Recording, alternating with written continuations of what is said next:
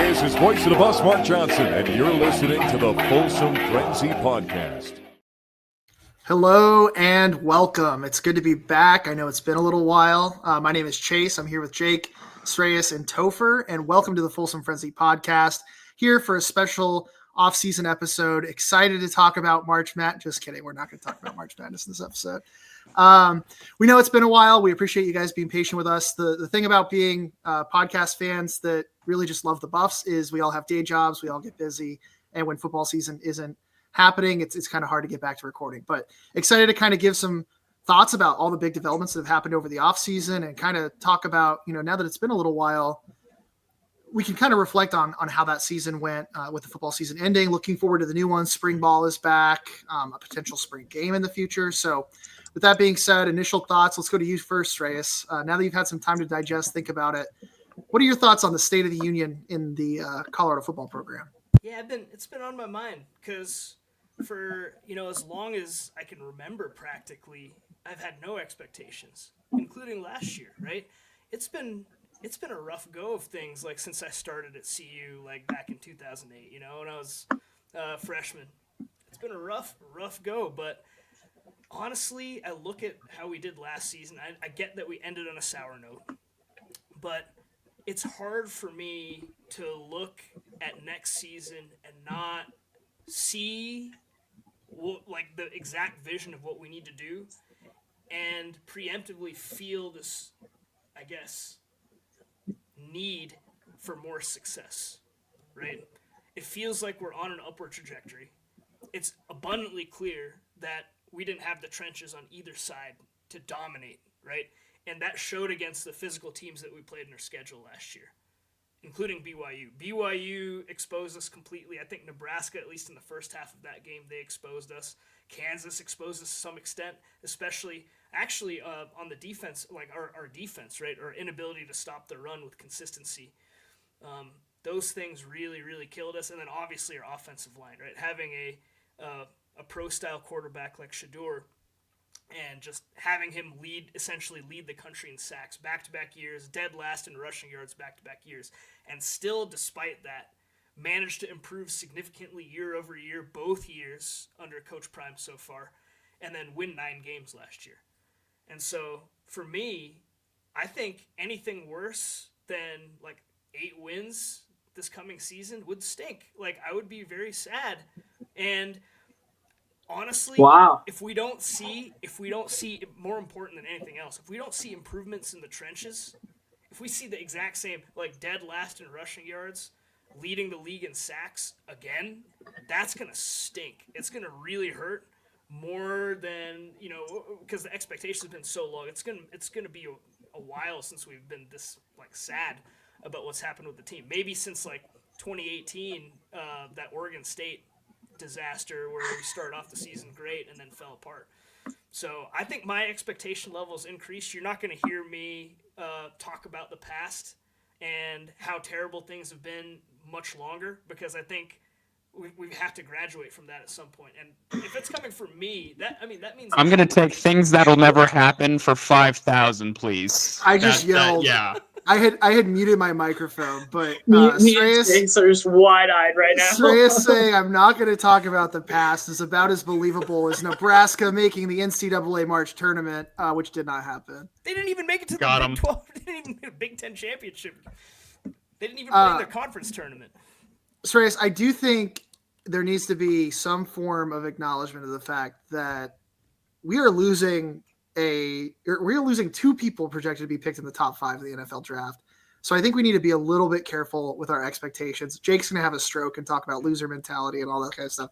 I'll let him get to that in just a minute. But I do think, for me, this is a reload year coming up. And I think that's okay. Now, that doesn't mean reload year where we go 5-7, right? If we wanted that, we would still have Mike McIntyre. I think this team, there's no excuse. There's enough talent on this team. We should definitely be bowling this year. I think we're going to take a little bit of a step back in the wins column. That being said, we have a very talented quarterback coming in who can go ahead and pick up where things were left off. So I just think we have to acknowledge, 2, right. But I mean, I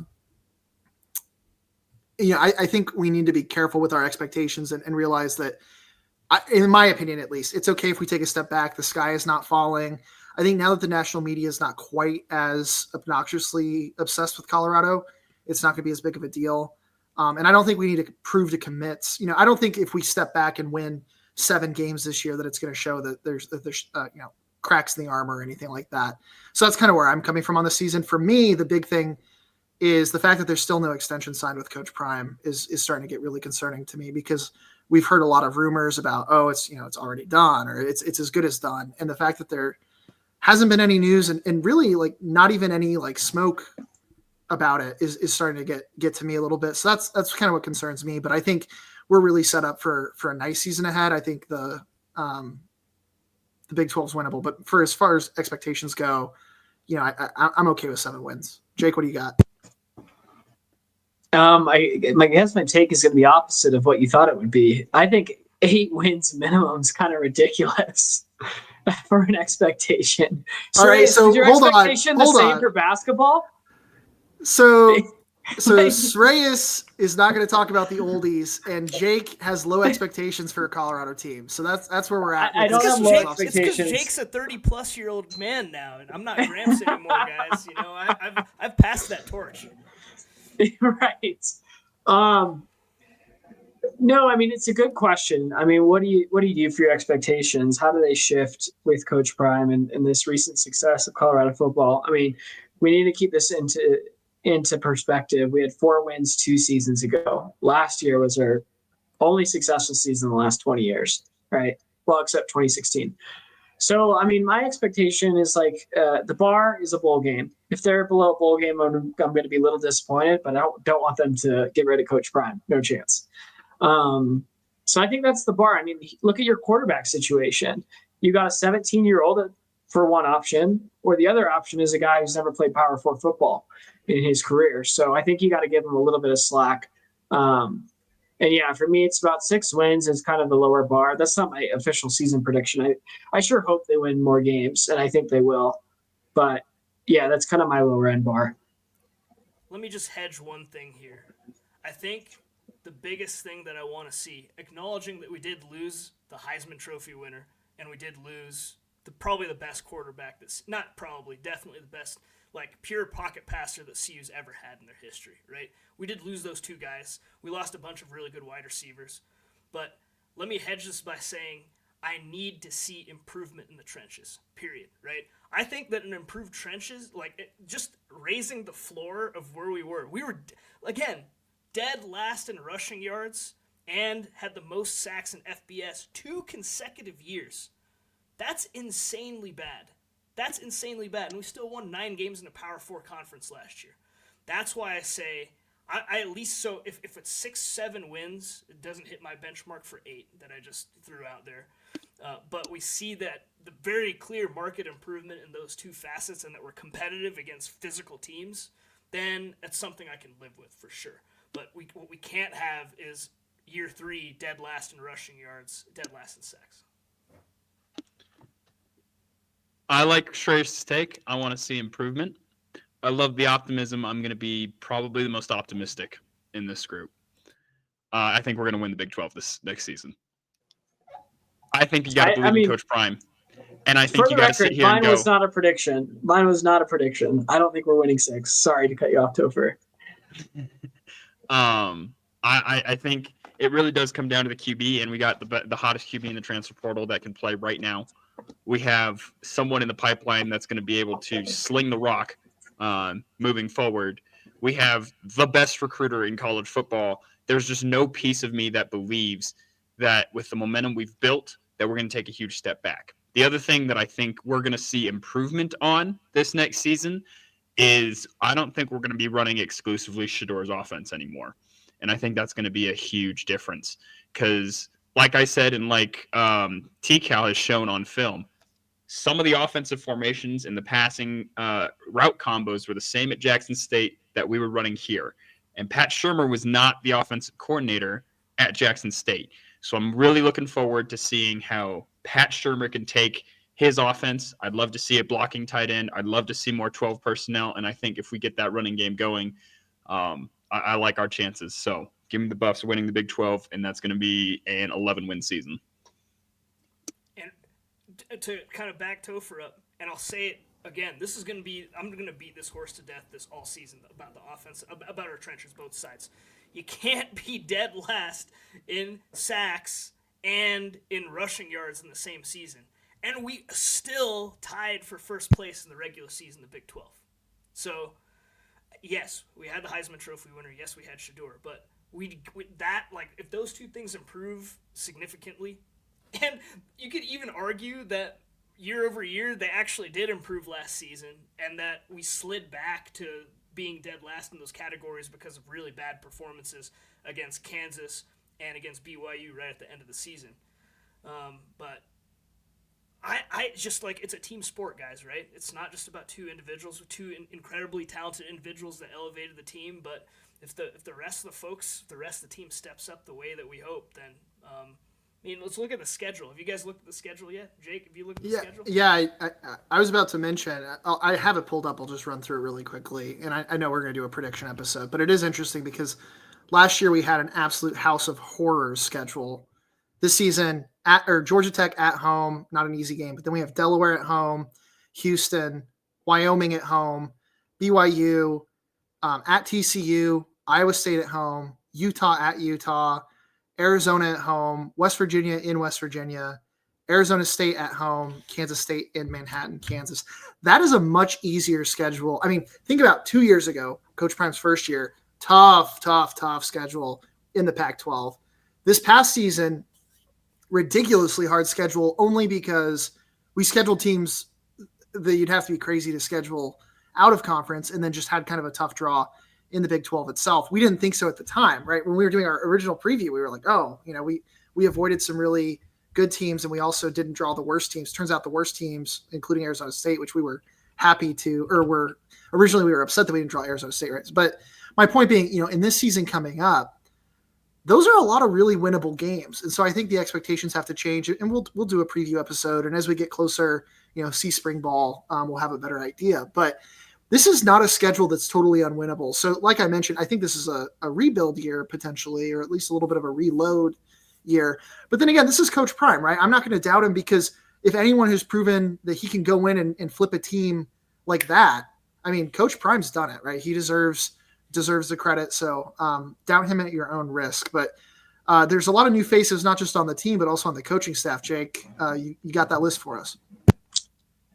So it was an old list, but I think I got this. Just some of the big coaching staff moves. I might miss some folks, but obviously the biggest one is we have a new running backs coach, Hall of Famer Marshall Faulk. Really excited about that one. Another big name that came in, I'll get there in a second. But another big move is new offensive line coach, Gunnar White. He was with Coach Prime at Jackson State and was at CU last year, and he got promoted. So love to see an in-house promotion. Also, the other big name, longtime NFL player, Domata Petco, is going to be a defensive line coach with Warren Sapp. I think he's going to be doing the nose tackles, and Warren Sapp's going to be doing those edge rushers. Did I forget anyone, guys? Help me out. I think those are kind of the big names. Yeah, those are definitely the big names. Cool. But yeah, and then obviously to retain Robert Livingston is huge. I know he got some looks from the NFL. But yeah, what are you guys' thoughts with all those coaching moves?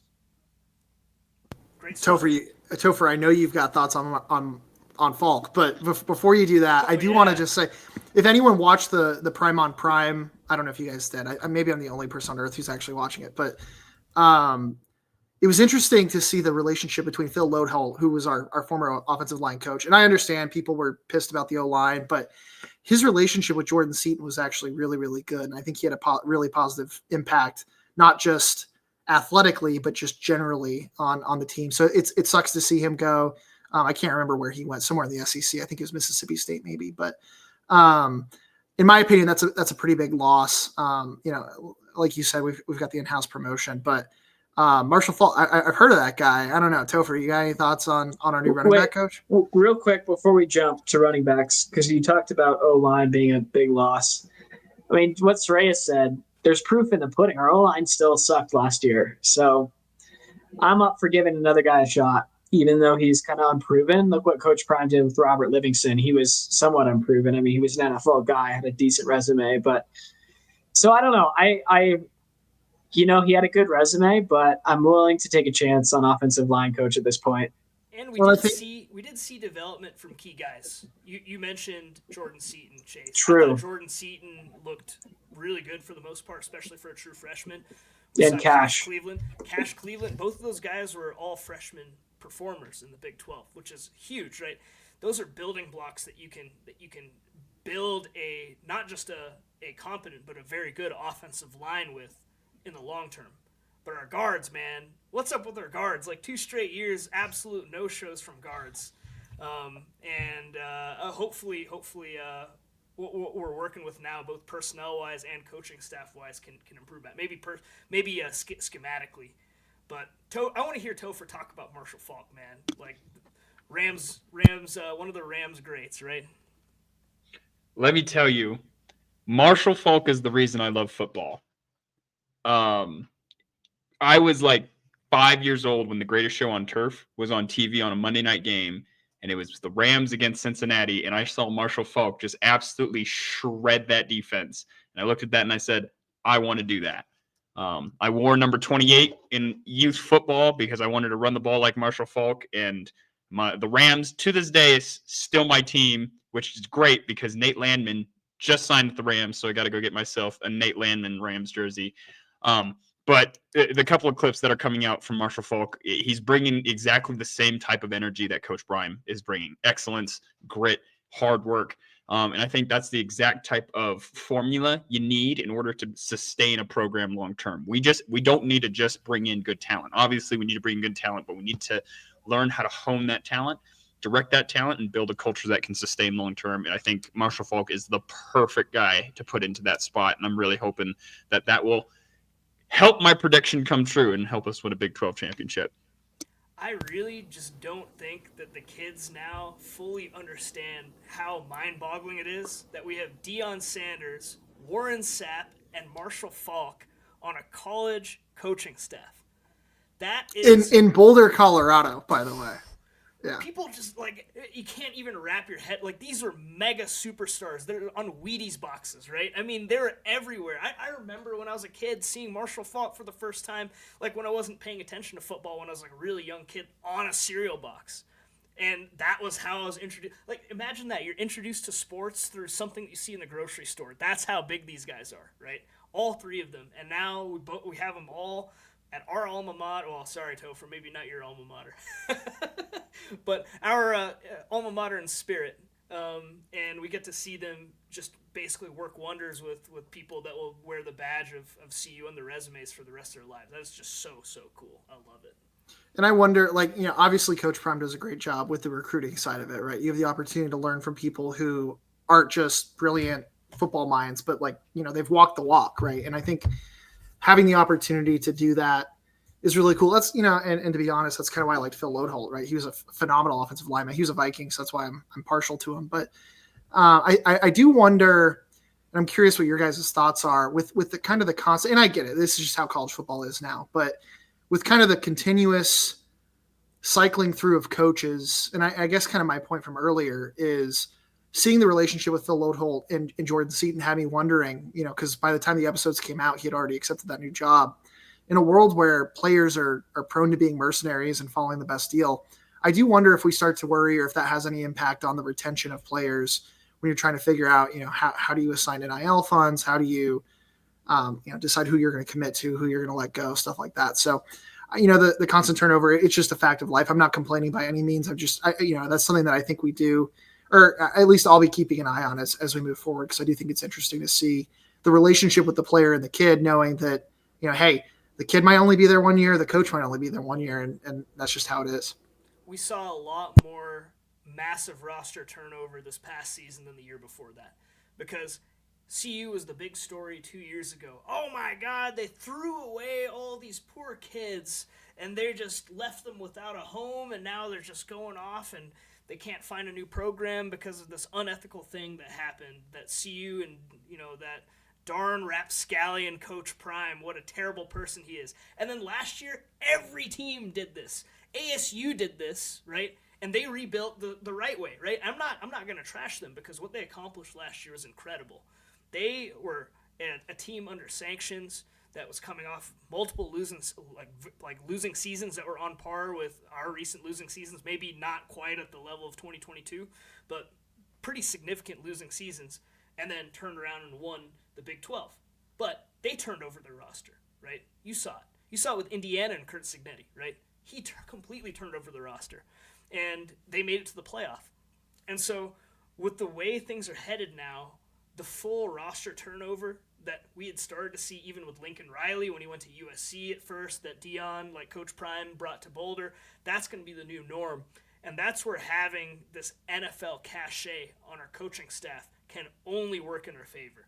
Because even though Coach Prime doesn't go into the living rooms of these parents, there's nothing like the idea of sending my kid to go play for people who I used to see on cereal boxes. Like, think about this: the parents of these kids, maybe we'll say like in the 10-ish years older than me, and so you can imagine that if you were like in high school when these folks were, again, Warren Sapp, Marshall Falk, Deion Sanders were at their prime, like when they were on TV all the time, when they're in your face, that means a lot. And so in the next couple of years, don't forget, we still have games. Like next year, not this season, but the year after, we go to Atlanta to play Georgia Tech. We have games against Florida coming up soon, like UF, big name program. So we're still going to stay relevant in those recruiting hotbeds. As long as Coach Prime and this staff sticks around, that bodes well for us. And I'm excited personally. I think that we're so much better set up to compete and stay relevant in this terrifying era of college football where the ground is shifting under our feet. So I'm excited to see where things go from here. I think it's an upward trajectory. I will be, when they do come out to Atlanta, which is where I live, I will be hosting a Folsom Frenzy podcast meet and greet at the Claremont Lounge, which is only amusing if you watched a few episodes ago. Couple interesting things, and really, to conclude your point, right? It would be the equivalent of having like Justin Jefferson, Christian McCaffrey, and Travis Hunter as your coaching staff, right? Like that's kind of the crazy big time names for our younger audience, I guess. Although if you don't know who Marshall Falk is, you need to definitely learn ball. But with that being said, looking forward to the spring game and kind of how this team is gelling. The big breaking news, at least, was that Coach Prime publicly asked for another presumptively D1 team to come to Boulder, and the head coach of Syracuse said, "Hey, we're there. We'll come out for 3 days, practice against each other, and then do a spring game. They want to televise it." And it's one of those things where it's so obvious, and fans have been asking for something like that for years, right? And it's so obvious that it's crazy that no one did it first. But Coach Prime is going to potentially, if this ends up working out, hopefully it does. And I know there's some NCAA rule issues here as well, but if it works out, it's brilliant, right? You're going to make a bunch of money. It's essentially an extra game on the schedule. It's good for both teams. It's great exposure for Syracuse, right? It's like Syracuse, if you think about it, it's like there's no team I can think of that would benefit more than a team like Syracuse, right? Not a huge market team. They're in a totally different conference. The odds of us ever lining up against each other are basically zero in the actual season. And so it's a good opportunity to get a lot of exposure for a program where there's enough intrigue and interest where it should be good for TV ratings. I love the idea. I really hope they find a way to get it done. If it's not Syracuse, I don't care who it is. I would just love to see another team come in. I don't care if it's Colorado. Colorado State's not on our schedule this year. So Colorado State, whatever it is. I think it's really cool. I'm really excited for it. I don't know if you guys are planning on going or not. I know it's still kind of up in the air. Who knows if it'll actually happen, but one of those things where I think it's just so obvious. I don't know why people haven't been doing it before. Yeah, it's also interesting because we're also in the NIL era, where programs have decided that they're going to deprioritize and often cancel the spring game. In fact, correct me if I'm wrong, but I believe Nebraska canceled their spring game this year too over NIL concerns. And that is a big deal because Nebraska, I'm sure a lot of the listeners know, they used to sell out the spring game every year. Like they used to cram in 90,000+ people in the spring game. It was a huge source of pride for that program. And you guys even may remember that that really cool, like frankly, even as a non-Nebraska fan, like a Nebraska hater for the most part, that really cool moment where a childhood cancer, like a juvenile cancer patient, was actually brought onto the field and given the opportunity to take a carry and was able to run a touchdown. This was probably about 10 something years ago. I thought that was so cool. Like, that's the type of stuff that you can do at the spring game. It's just great for the community. That's what it should be about, right? And now we're talking about that potentially being taken away. And I love, even if you hate CU, I love the fact that Coach Prime, I'm so proud that Coach Prime is the torchbearer for bringing some meaning back into this game. And I hope that it's a massive success. I hope it goes through. I hope it's a massive success. And it sets the tone for the way that other programs should behave moving forward. I know another intriguing matchup would be potentially with North Carolina, who has Bill Belichick as their coach now. I think that Coach Prime has made it very clear that he has a great respect for Coach Belichick and his pedigree in the NFL. And I think that both programs would gain a lot from this, and it would just be great. Like, we're, as fans in this era, we're looking for reasons to feel a deep personal connection to these teams that we grew up just rooting for. Again, wearing the same colors that we have on our resume, so to speak. And with the constant roster turnover year over year, like, for example, losing Nikhai Hill-Green to Alabama, and that's going to be his fourth team in 5 years. That's rough. Like, that right there that's the NIL era in a nutshell. And we love Nikhai Hill-Green in his 1 year, and now we don't get to see him in a buff uniform anymore. So we're looking for any excuse that we can get to feel more attachment to our teams, and having a spring game that matters like that would be super, super exciting. I would love it. And I think it's an opportunity too, right? And I don't know, Topher, you're kind of coaching high school basketball, but for me, like, not going to be shocking news. I kind of played high school football with Topher, but didn't really play. But having the opportunity to go out there, right? So you don't necessarily need to have, your starting quarterback and running back or whatever your ones are going out there to play the game against Syracuse, but it's an opportunity to go out there and earn a spot and earn your place on the roster and in the depth chart. And so, when you take that opportunity away, I think what Nebraska ended up doing, I don't think they totally canceled the spring game. They kind of changed it to essentially a skills competition, which is actually kind of what Colorado had done for a while there, where it was a glorified practice, but they put it in the stadium. And so I don't know, like, I think having that opportunity and using it for something different, right? It doesn't have to be your ones getting beaten up. You don't want anyone to have a season-ending injury, but if you're someone that's probably looking at a second or third roster, spot on the roster, go out there. Like, that's your opportunity. And I think Coach Prime wants to recruit guys who want the opportunity to go out there and prove it. And so I don't see any problem with this roster being willing to do that. Although, every day is something different. So I don't know if you had anything to add, Topher, otherwise we can move on. I mean, it's basically Coach Prime looking at this and going, well, the NFL gets a preseason. I want a preseason, right? And how I imagine this will go down is that first quarter will probably be ones-on-ones, right? That first quarter will probably feel like a real game against Syracuse. And then after that, it'll feel like an NFL preseason game where, yes, it's technically a game, but it's like your 3s, 4s that are out there and you're just moving things around.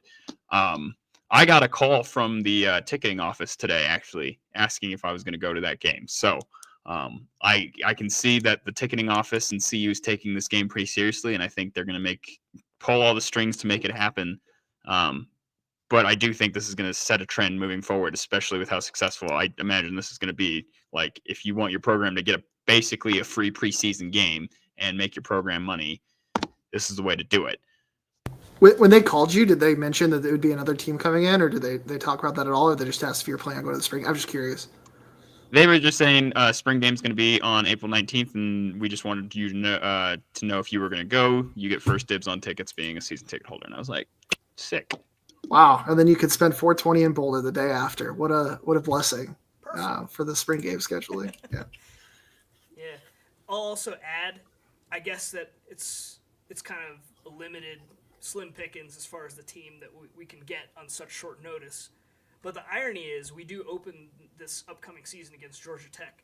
A team like Georgia Tech, for me, would have been the perfect type of team to bring into this type of scrimmage. We'll call it a scrimmage.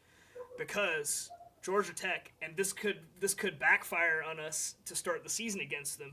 They're a super physical team, and I don't know if did you guys watch the Georgia Tech Georgia game, like the good clean old fashioned hate? That was very telling. I mean, they punched Georgia in the mouth, and they frankly should have won that game. And Georgia just out-talented them towards the end and got some big plays down the stretch in overtime and in the fourth quarter. So that's the type of team that you want, because what we've seen from like practice tape and all of that stuff is our trenches against our trenches. And everyone knows the old adage, iron sharpens iron. And you never really get a good feel for whether the level of play from either of your trenches is actually that high until you actually see them facing a high-quality trench opponent. And I get the last couple of years we have faced like decent competition in non-conference. That hasn't necessarily benefited us during the season. At least 2 years ago it didn't. Last year it might have to some extent because we won 9 games. But usually, well, I guess in the years before that, years like before the pandemic and stuff, we didn't have particularly challenging non-conference schedules. So you'd get into conference play and just get punched in the mouth again, face these big, huge offensive lines. The one that came to mind in 2021 was when we played Minnesota, right? Minnesota's offensive line is just a bunch of monsters. There were a bunch of like 6'7", 6'8" monsters, and there was nothing we could do against them. Sreyas, you bring up games that I have completely deleted out of my brain with such a frequency that it's actually crazy. I hated that game. I remember that game. I went to Bova's, and it was the first time I was ever grumpy while getting Bova's. It's interesting. 30-0. We didn't cross the 50-yard line. We did not cross the 50-yard line. This is why I remember that game. This is why we gotta have I love the idea of scrimmaging a big physical team in non-conference or in spring ball. Sreyas really said he wasn't going to bring up the olden days, and then immediately brings up one of the worst football games I've ever seen Colorado play, and that's saying something. I brought it up in the context of we're not going back, man. We're not going back.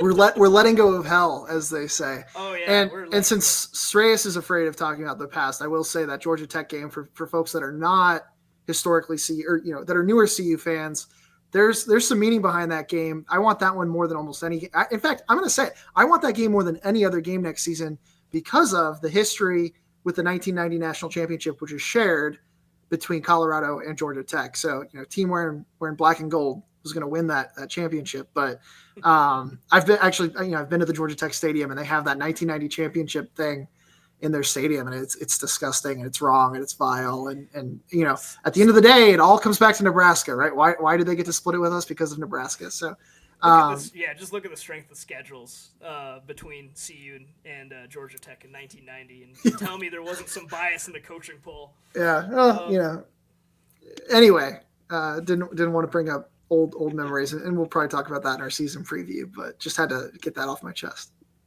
Hey, so let's change topic here a little bit, and I think we should talk a little bit about the NFL draft, because we've been quiet for the last few months, and there's been a lot of rumblings about Travis Hunter and Shedeur Sanders in the upcoming NFL draft.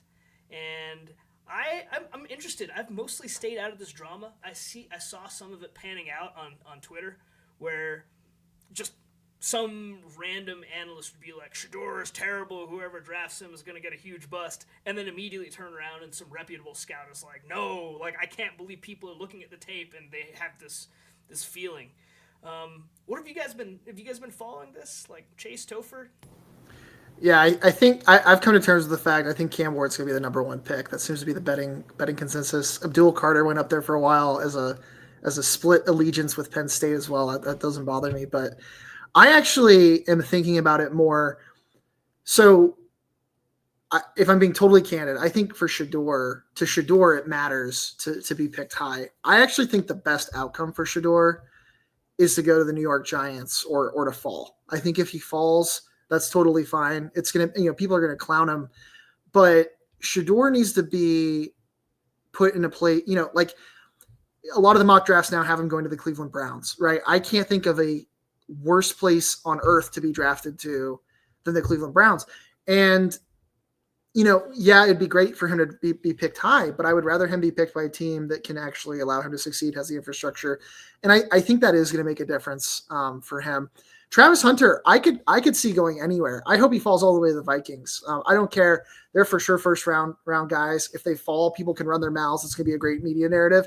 At the end of the day, I find it hard to believe. Shedeur Sanders, in my opinion, is the best quarterback in the draft. At minimum, he's the second best quarterback in the draft. And teams are going to, move up to take quarterbacks. So I don't know. I think it's a whole lot of talk for nothing.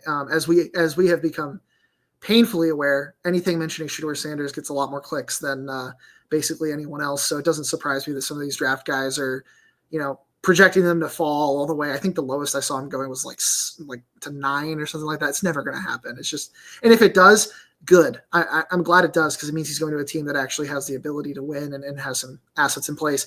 Last thing, I do hope he goes to the Giants. I think watching him play with Napiers would be awesome. I think the Giants are finally, acquiring the capital and stuff that they need to move in the right direction.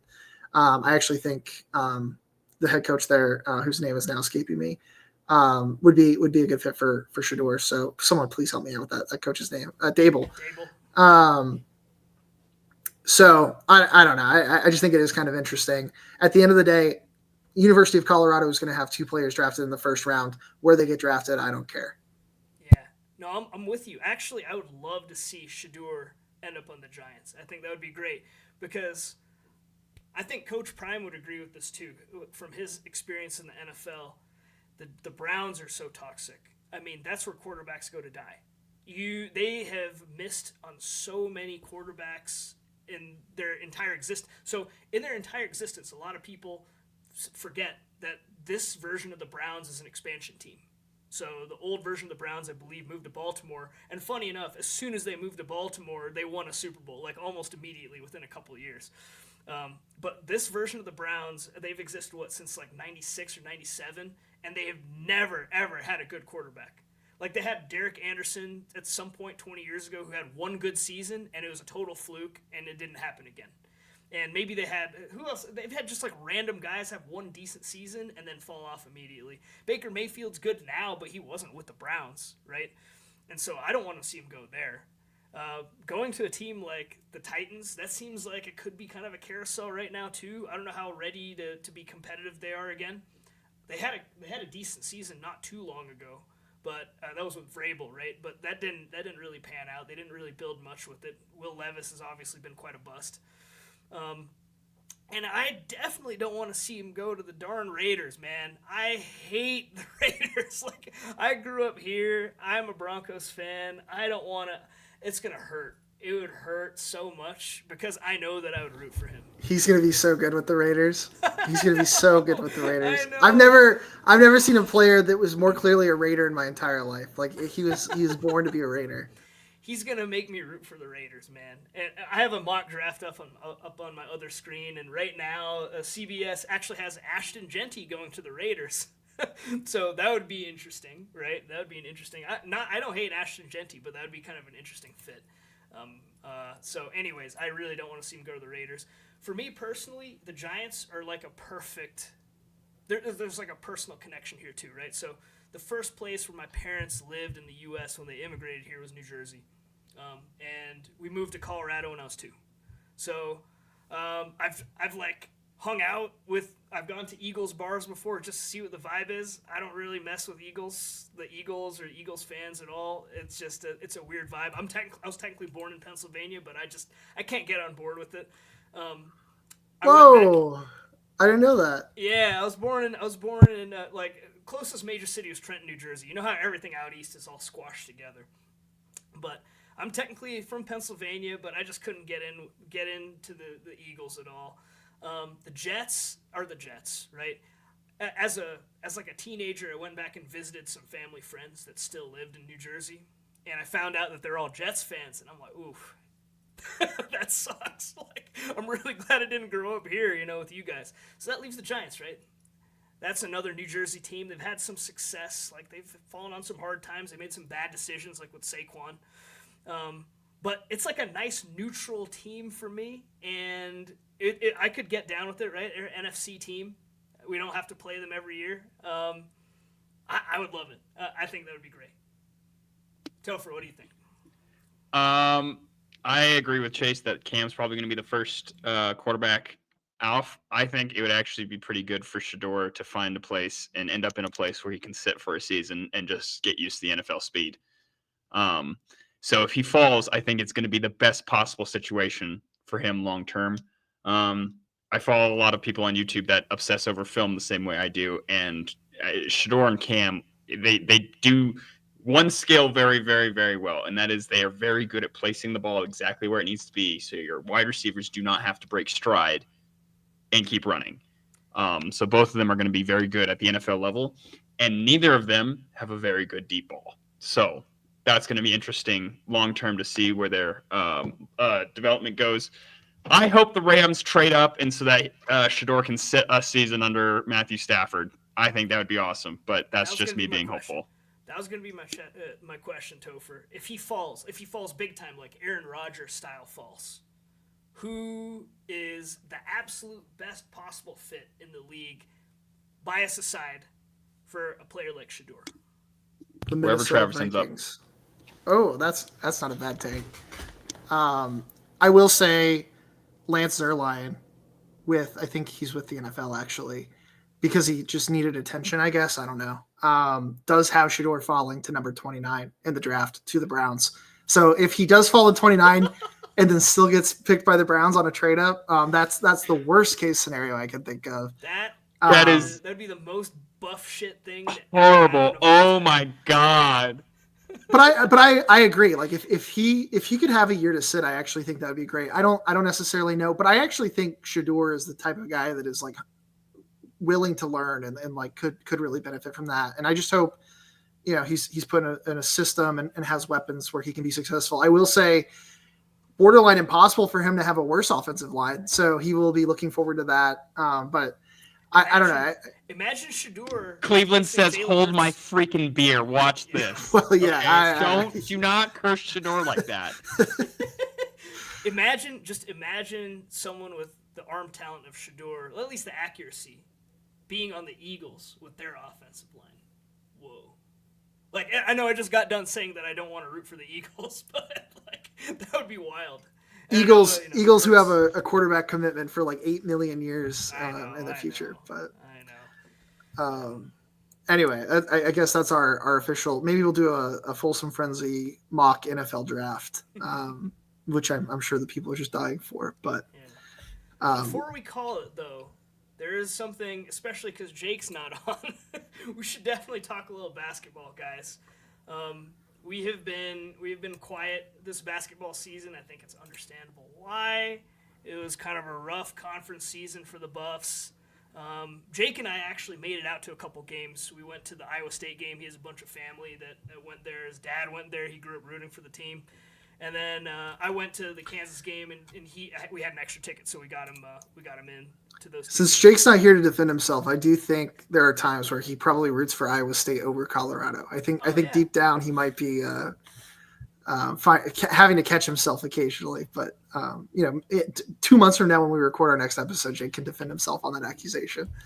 Well, I think Jake is the most anti-pro Buffs basketball. I've never seen someone so excited when they start turning the ball over. He tracks our turnovers like it's his job, just to tear down Tad.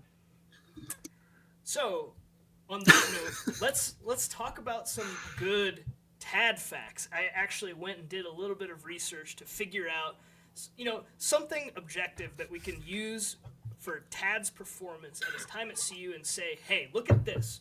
This is not necessarily something you can take for granted.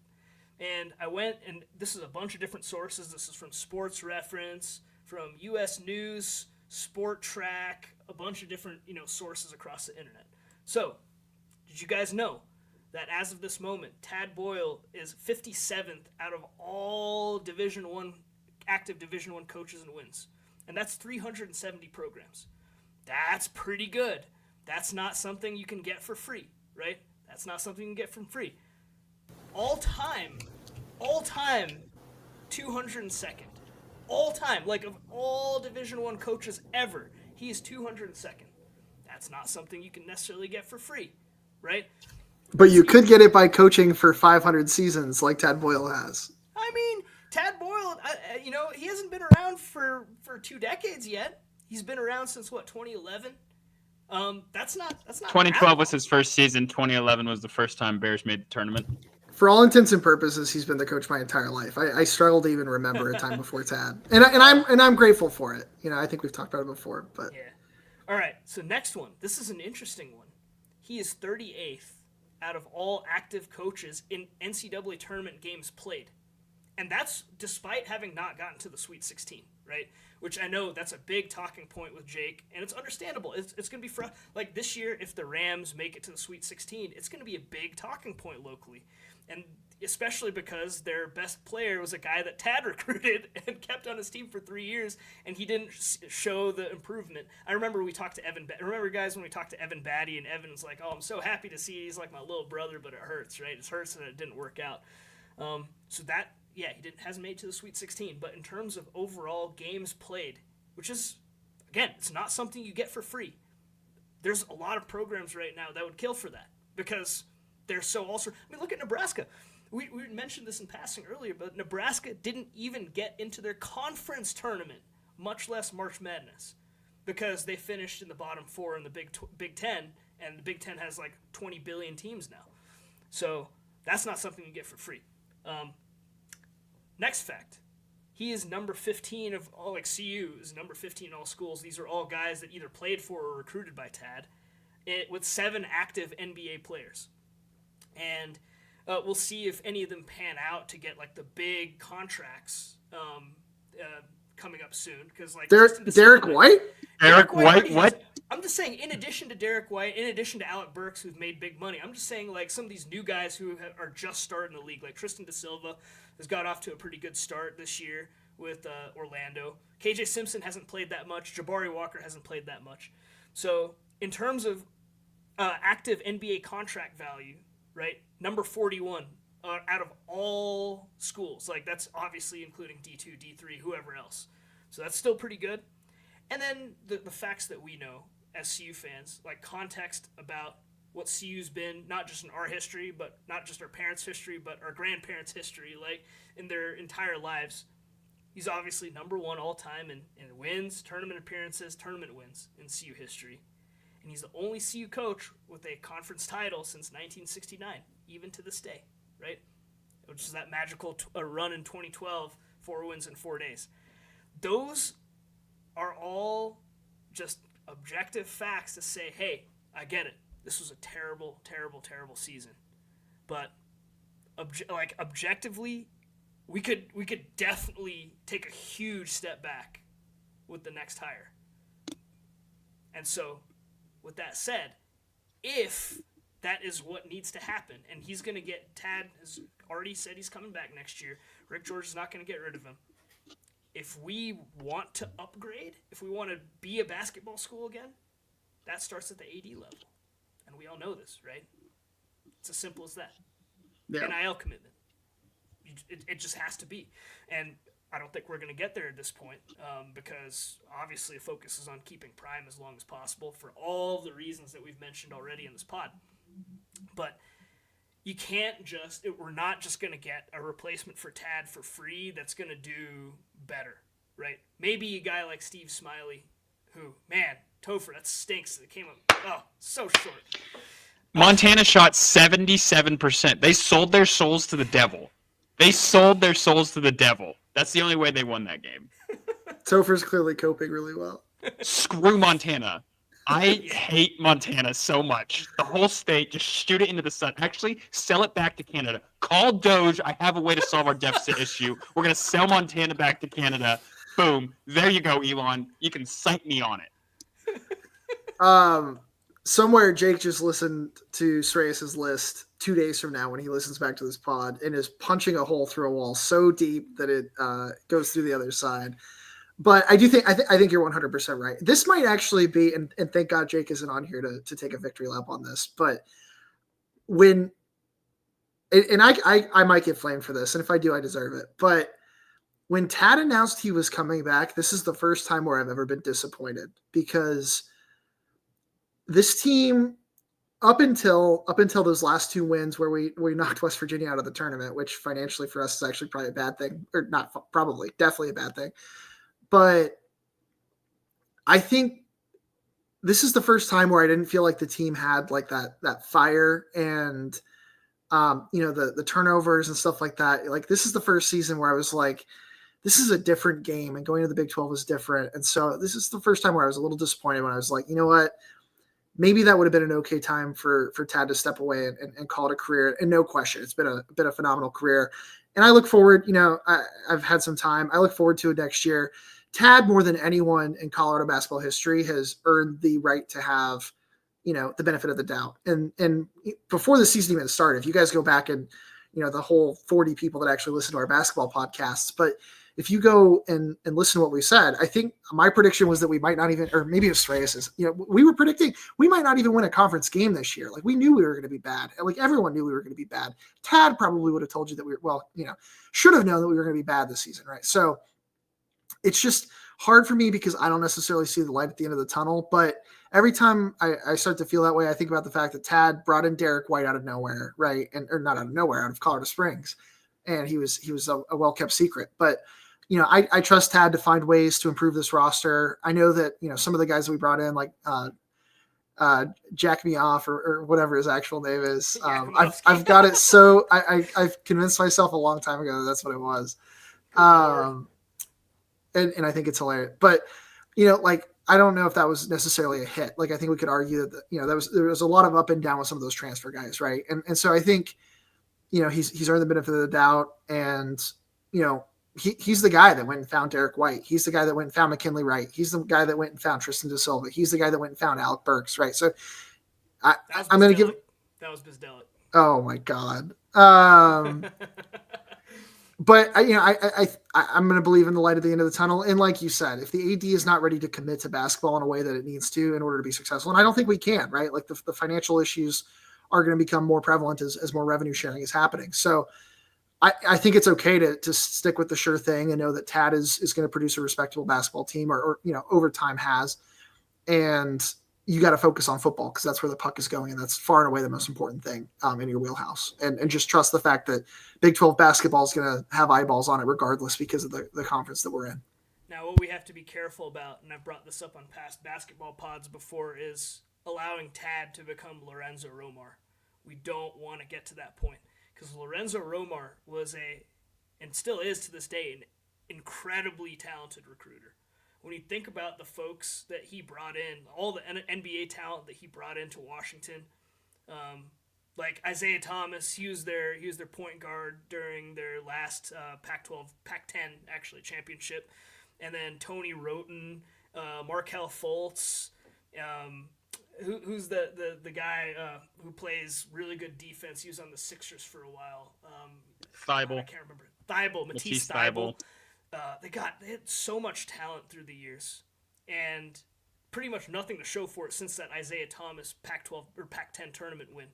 We don't want that to happen. And this season was the first sign that we could be headed in that direction, and that's really concerning. Because before that, it was always like the floor was still better than this floor, right? The 3-17 conference record this is like hearkening back to the days of Ricardo Patton towards the end, and early Jeff Bizdelic, like when I was still in school, and that's just heart-wrenching, like terrible, unwatchable, like borderline what CU football has been too, for until recently. And so we can't let that happen. And so next year's going to be a big deal. We'll see if guys like Bangot Dak and Sebastian Ronchik and RJ Smith, we'll see if they stick around. Like, that's a big concern because it wasn't just the NBA guys that we lost last year. We also lost Javon Hadley. He's on Louisville.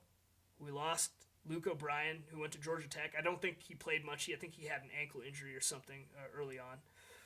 Who am I forgetting? There was another guy who transferred out that I'm forgetting right now. Eddie Lampkin. He went to Syracuse, I think.